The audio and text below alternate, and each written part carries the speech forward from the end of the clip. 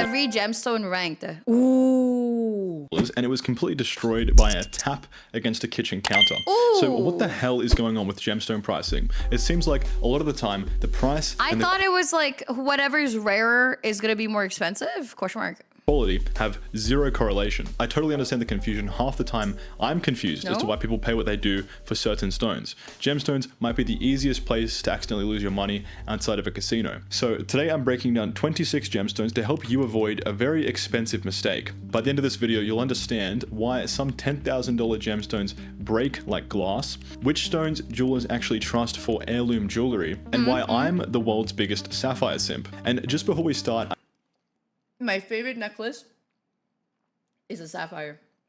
Love it. I need to explain some things that you'll have to understand for this video. Hardness is not toughness. Hardness is scratch resistance. Toughness is resistance to breaking. Some gemstones are very hard but still fracture easily. And there's one more concept that shows up a lot in crystals called cleavage, which means the stone has What? Is it like this tiny holes in between the rocks? Let me put on captions because... natural structural planes where it prefers to split. This is a fundamental rule of gemstone selection. Think of it like wood grain. If you chop with the grain, it splits pretty easily. Let's start with some beautiful disasters that break if you look at them funny. Pearls are not what you want for durability. Mohs of like 2.5 to 4, pretty much any gold alloy is harder than Filipinos love pearls. these. Furthermore, calcium carbonate will literally dissolve in mild acids like vinegar or your sweat if you're a particularly acidic person. Cleopatra famously dissolved the pearl in vinegar and drank it. Mechanically speaking, that does check out. They're going into F tier. Opals make me so sad. They're so lovely to look at, but they want nothing more than to break your heart. They have a Mohs hardness of 6, so they'll scratch pretty easily. Did you know that before Nikita, I was dating Jesse, and me and Jesse, like, we were together for like 4 years. So like, he gave me a ring and stuff, and like, that ring was opal because I'm an October person. So October was like my gemstone or something. So he bought me a ring with opal. We broke up, and months later, I found the ring in my closet, and I never noticed it, but it had a crack. They're very brittle and they love to chip. This is why opals are so commonly seen in bezel settings. Jewelers don't do all that just for the love of the game. It's primarily about protecting the stone. An opal's edge is so fragile that leaving any part of it exposed is just begging for it to chip. But a potentially bigger issue might be the chemistry. Opals contain water, sometimes up to 20%. If they dry out or if you expose them to rapid temperature changes, like washing your hands in hot water and then walking outside into the cold, the stone can just physically crack from the inside out. It just explodes. It's a phenomenon called crazing. I want to love them, but honestly, they are way too expensive to warrant their lack of durability. I So think they're I'm going too big into for this F tier. video. I want you to see the gems.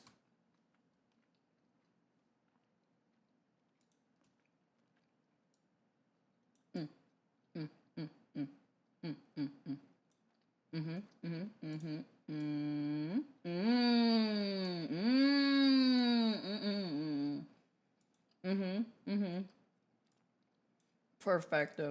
Wait. Even better. Yeah.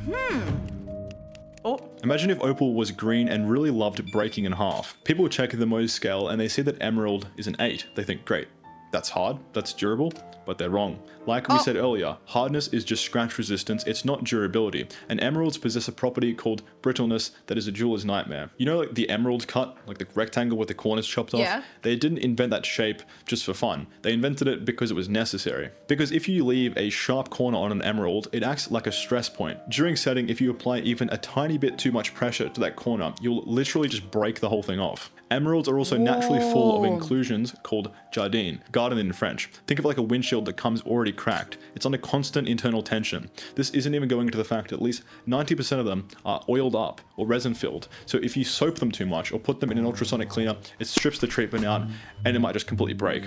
Once again, I want to love them, but they need to be in E tier. Feldspar is a general category of minerals. I am learning so much right now. Holy mother of God. including Moonstone, Sunstone, Amazonite, and Labradorite. They all have two strong cleavage planes that intersect roughly 90 degrees. Cleavage planes alone aren't enough to completely disqualify a stone, as you'll see later in the video. Many stones have cleavage planes. The real problem is a combination of three things: relatively low hardness, 6 to 6.5 on the Mohs scale, the aforementioned cleavage planes, and brittleness. So they're easy to scratch, easy to chip, and easy to split. Straight into F tier. So those are the glass cannons. Beautiful stones that look amazing right until you actually try to wear them on your finger. Let's move into the middle of the colored gemstone world. The stones that some people call semi-precious. Some of these are great, some are overpriced, and some are secretly fantastic value. Oh. Morganite is a variety of beryl. The same mineral family emerald is made from, just without so many cracks. That gives it a lot better durability. Beryl is about 7.5 to 8 in the Mohs scale, has no real cleavage, and generally survives everyday wear decently well. However, Morganite has a weird little flaw. It loves getting oiled up. Not because the crystal is uniquely absorbent or chemically strange, but because Morganite is usually... Oh, so it gets like really, really like cloudy looking. But you've been game thinking 15 months. My birthstone is so rare that they gave me a second one. What? Pale, often cut with big open facets, and tends to show a thin film of skin oil, sunscreen, soap residue, and general human grease. I want an alexandrite ring. Alexandrite. I've never heard of that. Is it in the video? Alexandrite. No, it's... Oh, lab diamond is going to be in talks. It is? It is? What? I don't see it. Aquamarine, tourmaline, topaz, tanzanite, quartz family, the peridot. Very clearly. On top of that, some stones have tiny surface-reaching fractures which can make their dullness even more obvious. So a fresh, clean Morganite can look bright and peachy, but after a few weeks of normal wear, it can look like someone rubbed it with butter. The good news is this is reversible. You just drop it in warm water with a little bit of dish soap, give it a quick brush, and it goes back to normal. The bad news is you'll be doing that very often. That's why it lands in D tier. Aquamarine is mechanically pretty good on paper at a 7.5 to 8 on the Mohs scale and has no real cleavage, but in my experience, it chips more often than you'd expect, especially around the edges. Compared to something like garnet or spinel, it just doesn't take abuse nearly as well. But the main problem is the color. Most aquamarine on the market is extremely pale. If you look at high-end stones like Santa Maria aquamarine, the color is incredible. It's like this deep ocean blue, but those stones are rare and very expensive. The vast majority of aquamarine sold in jewelry is so light, it's basically tinted water. I've had clients in the past say this exact thing. It's not as blue as I thought, because when you hear aquamarine, you think this color. It's to the point where I actually... When it comes to gems, there's levels of gems. There's the cheap ones that are not as good as the top tier ones, but like it'll be cheaper, but you just gotta know what you gotta know. Now warn people if they want to buy one, which creates a bit of a weird value problem. You're paying for a blue gemstone that doesn't actually look very blue. The really good ones are amazing, but like very expensive, and the other 95% look like someone whispered the word blue at a piece of quartz. That's why it's going to be landing in C tier. Tourmaline is one of the most interesting gemstones chemically. It's not a single mineral, it's actually a whole group of related minerals. That's why it comes in so many different colors. Green, blue, pink, and sometimes multiple colors in the same crystal. You can actually see stones that fade from green to pink along the length of the crystal. People call that watermelon tourmaline, which is honestly one of the coolest looking natural gemstones. Mechanically, it's decent. It sits at about 7 to 7.5 on the Mohs scale, has no meaningful cleavage, and generally survives normal wear decently well. But it does have one weakness. The crystals tend to grow in long brittle prisms, which means they can chip along the length if they take a hard hit. So it's a solid gemstone, but not exactly indestructible. Durable enough for jewelry, beautiful colors, usually reasonably priced. That puts tourmaline in B tier. Topaz is a weird one. On paper, it looks fantastic. Topaz sits at about 8 on the Mohs scale, which makes it harder than quartz and harder than garnets. So mechanically, it should be a great stone. But there's a catch. There's always a catch. Topaz has perfect basal cleavage. Remember what we said earlier? This means the crystal has a built-in structural plane where it really likes to split. If it takes a sharp hit in the wrong direction, it doesn't chip like sapphire or spinel. It can literally shear cleanly in half. Topaz is notorious for doing this. so it's very resistant to scratching, but not particularly forgiving when it comes to impacts. Now aesthetically, topaz actually has something going for it. The blue varieties you see everywhere, Swiss blue and London blue, are usually created by irradiating colorless topaz. Topaz usually comes out of the ground without any color, and this treatment looks absolutely sick. Swiss blue in particular is basically the color aquamarine wishes that it was. It's this electric, saturated blue that aquamarine almost never reaches. And because topaz is so abundant, those colors end up being actually quite affordable. So visually it can be beautiful, the stones are usually large and clean, and the price is very reasonable, but that perfect cleavage means there's always a structural weak point running through the crystal structure, which is why topaz is going to end up in C tier. It's not terrible, but it's definitely not something I would trust the same way I would trust stones later in this video. Tanzanite is one of the most geographically rare stones on Earth. It's only found in a small mining belt in the Merillani Hills of Tanzania near Mount Kilimanjaro. Nowhere else on the planet produces it that we know of. And this is why so many gemstone dealers will sometimes call it a single generation gemstone. If those mines run out, new supply could disappear entirely. But Tanzanite is only about 6 to 7 on the Mohs scale, so everyday dust can slowly scratch and dull the polish. It also has perfect cleavage, meaning a sharp hit in the wrong direction can crack the stone, and the famous violet blue color is pretty much just a post-mining heat treatment. So Tanzanite is rare, but it's also soft, fragile, and quite high maintenance. Personally, I would just get a violet sapphire. I think Tanzanite is pretty overhyped. It's going into E tier. Yeah, fuck that.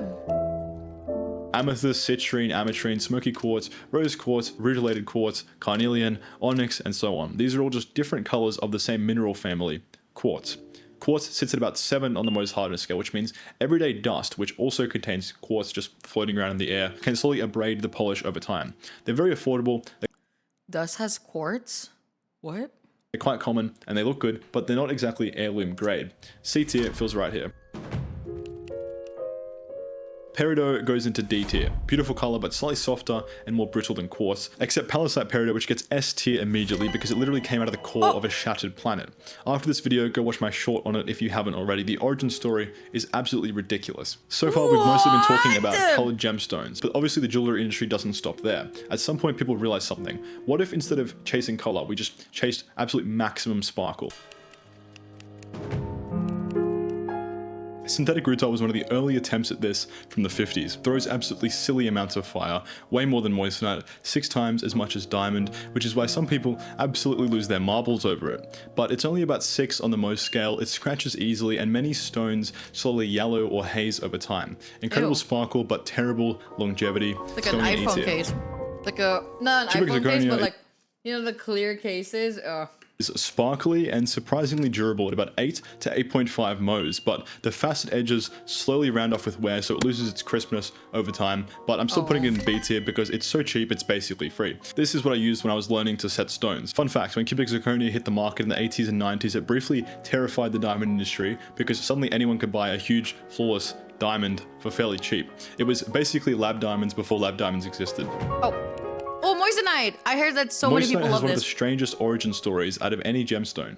In 1893, a chemist named Henry Moissan was examining fragments from a meteor crater in Arizona when he found tiny crystals. He initially thought they were diamonds, but they turned out to be silicon carbide, a completely different material that almost never forms naturally on Earth. Natural moissanite is so rare that basically all moissanite used in jewelry today is lab grown. And from a materials perspective, it's actually kind of ridiculous.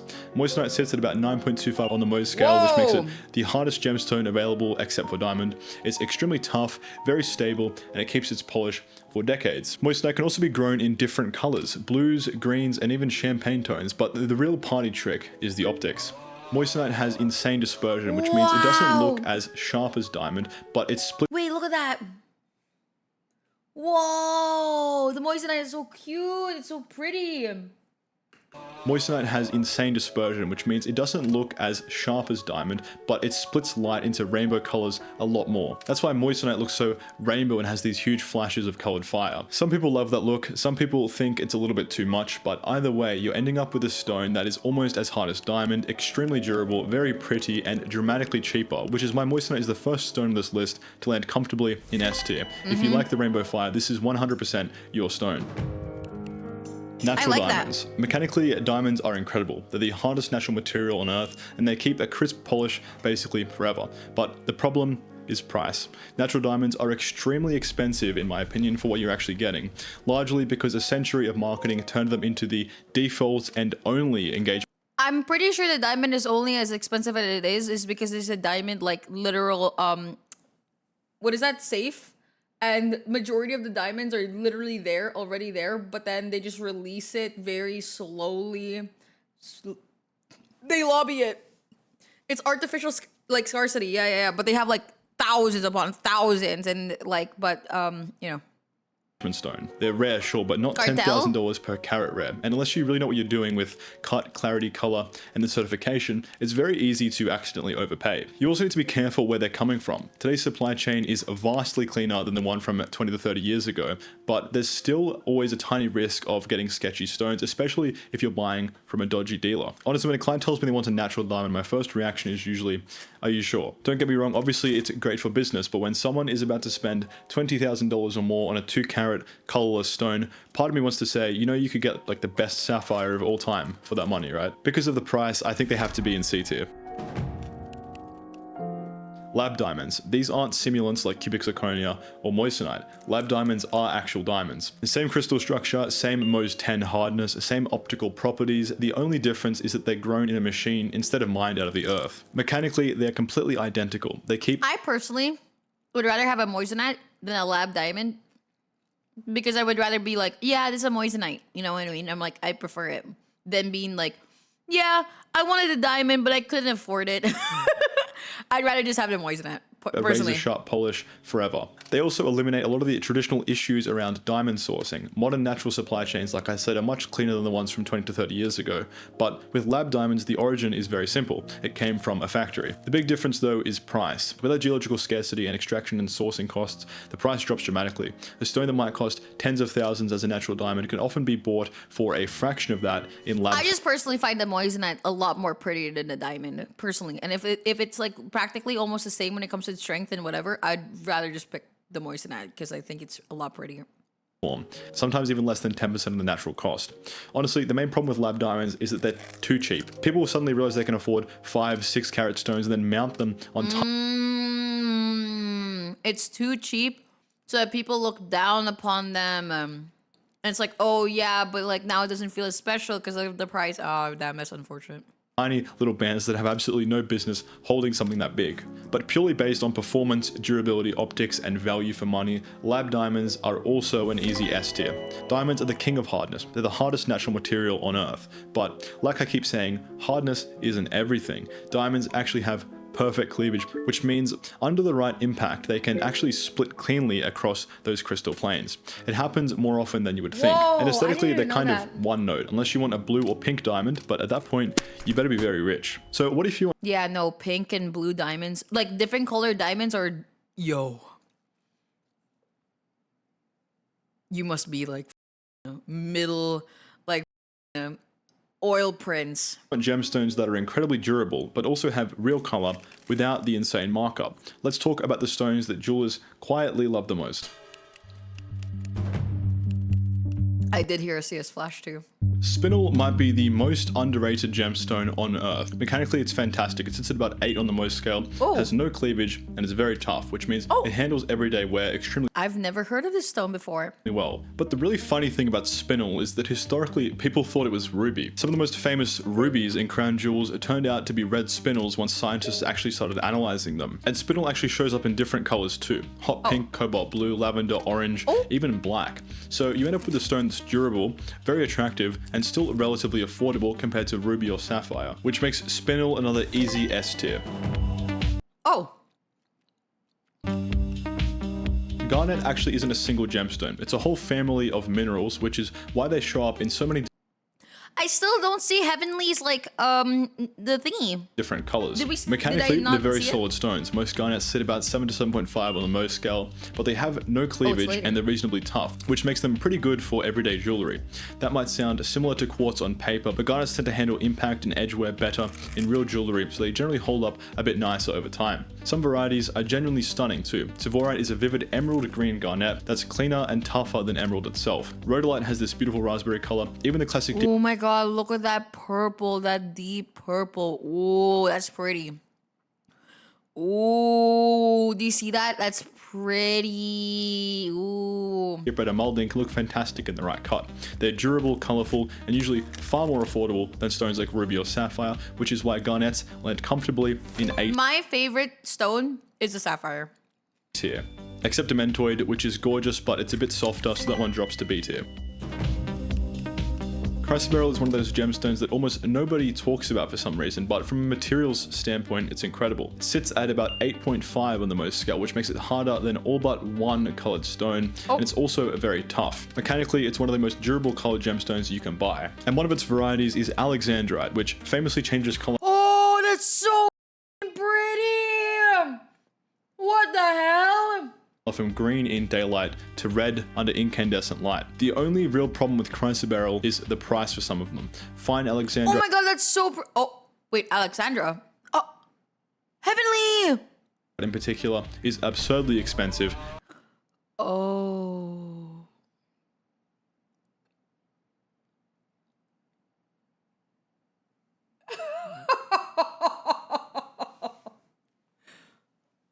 Damn, Heavenly, you ain't. You gotta lock in, bro. You gotta take every, like, if Heavenly's still in chat, you gotta take every single sponsor, every collab, stream every day, 8 hours of stream, subathon every 4 months, gambling sponsor. And rare. Most people will never see a real one in their entire lives. When a client asks me to set one, I'm usually quietly myself. Purely on durability and optical performance, Chrysoberyl easily would earn an S tier, but because Wow. of the insane price tag, it has to go in A tier. Corundum. Finally, the king of colored gemstones, corundum is almost the perfect jewelry material. It sits at 9 on the Mohs hardness scale, making it one of the hardest natural materials on earth, except for diamond. It's extremely tough, extremely stable, and it keeps a crisp polish forever. The real magic is the color. Ruby is actually just red corundum. It gets a special name. Everything else, blue, pink, yellow, purple, Oh, it's just a corundum. green, even color changing stones, they're all varieties of sapphire, which is corundum. So you get a gemstone that's almost as hard as diamond, more durable than diamond when you consider the toughness, and available in basically every color you could possibly want. Wow, which one are you guys picking? Oh my god, it's a, I have this one in my I have this literal one. Oh wait, this is a corundum. Yeah, I have this one. This is the exact color of my necklace right here. Oh, actually, is it?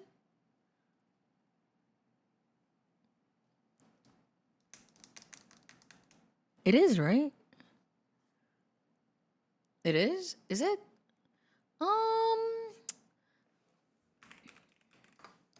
Do I have a picture of my necklace? I don't know if I want to show you guys the necklace that Nikita bought me. It is so pretty. It's like, actually, I've never been into like jewelry or anything. Did I ever show it to you? Dude, it's like the prettiest thing I've ever seen in my life. Like, genuinely. And unlike a lot of the gemstones we talked about earlier, corundum doesn't come with some hidden structural flaw waiting to ruin your whole week. No cleavage, no internal fractures by default, there's not some weird chemical catch that makes it fall apart if you wash your hands a certain way. It just works, which is why jewelers love it. If corundum didn't exist, choosing gemstones for jewelry would honestly be a lot harder, which is why it doesn't just get S tier, it gets God tier, the best colored stone. I love corundum so much. Gemstones are sold like mythology, but underneath the marketing, the rarity, and the prestige, they're still just materials. They obey the laws of physics, and physics does not care what something costs. Doesn't matter how famous the stone is, doesn't care how many centuries of prestige it has behind it, and it definitely doesn't care what the sales guy told you. A gemstone can be rare and still fragile, it can be expensive and still be a terrible choice for a ring, but a few of them are genuinely brilliant materials. If you want to go deeper into the if price didn't matter, and you were getting married, what kind of gemstone would you want? Like, price doesn't matter, you get it for free. What gemstone would you choose? Alexandrite? Yo. Black diamond. Jesus! Doesn't matter. Anything that looks like a black-purple gradient. The Alexandrite. I'm not gonna lie. For me now, if I didn't care about the price, Alexandrite for how rare it is, and it'll be like, oh my god, I can't believe I have this. Or the simple corundum. Damn, dude, I feel you, Heavenly. Oh, dude, I feel bad for you. Stone, and it's also very tough. Mechanically, it's one of the most durable colored gemstones you can buy. And one of its varieties is Alexandrite, which famously changes Dude, I'm not gonna lie, that shit fucks.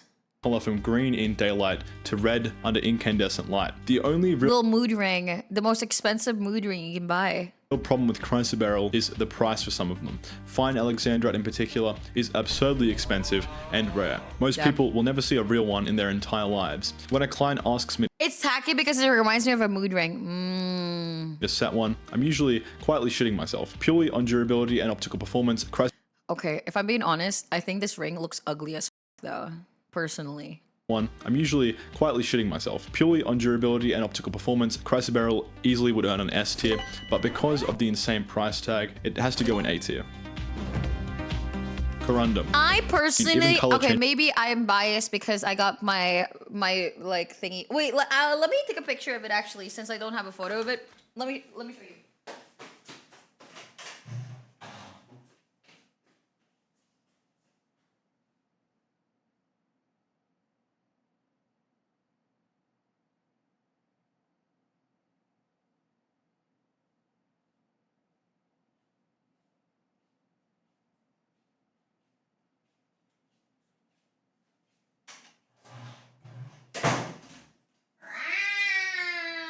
Did you hear me run?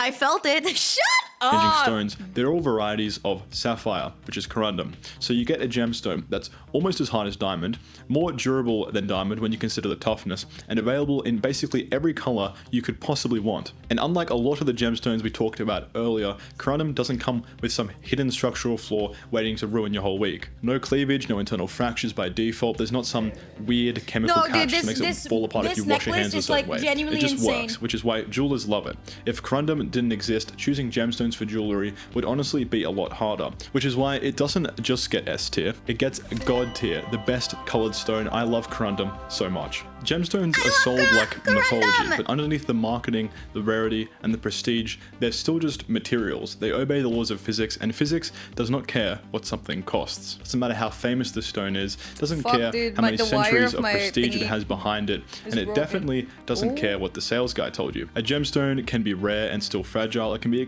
Pause. Look at this. Wow. I need to clean it. I haven't cleaned it since I got it. But like, look how pretty it is, isn't it? Isn't it so pretty? It's okay, wow, it's dirty as I never noticed that. Oh,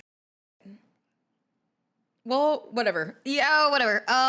Anyway, do you see it? Do you see it? Do you see it? Do you think it's pretty? I think it's so pretty. It's like my favorite ever, like favorite ever of ever.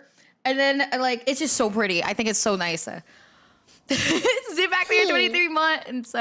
It's so pretty. And then look at the rose gold of like gold. Oh my god. So pretty. I'm rocking this with the thwips. Oh, I'm wearing the thwip sweater right now, actually. That's funny. Expensive and still be a terrible choice for a ring, but a few of them are genuinely brilliant materials. If you want to go deeper into the physics, history, and other secrets of the jewelry industry, you can access my book for free in the description. And if you're curious what this metallurgy looks like when it's actually applied, the pieces I make are on my website, as well as applications for custom requests. Damn! So people asking, I put this. There's a written version of this tier list, well as alloy tier list in the appendix of my book. If you want to put it out and keep it as a reference, it's free. Link in the description. What the? Wait. GG's guys. Thanks for watching. Otherwise, now you know what you're putting on your hand. I'll see you in the next one. Damn, W guy, dude. Absolutely insane. Wow. Please keep doing long form content. It's absolutely a treat to watch this. Oh, guys, here's a link if you ever want to like see it. That's fire. That was a really good video.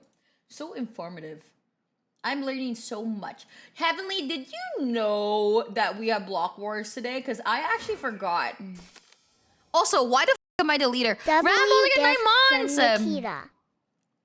So hi, last year I showed you a 1 in a million diamond. This year it's turned to show you a 1 in 100 million diamond.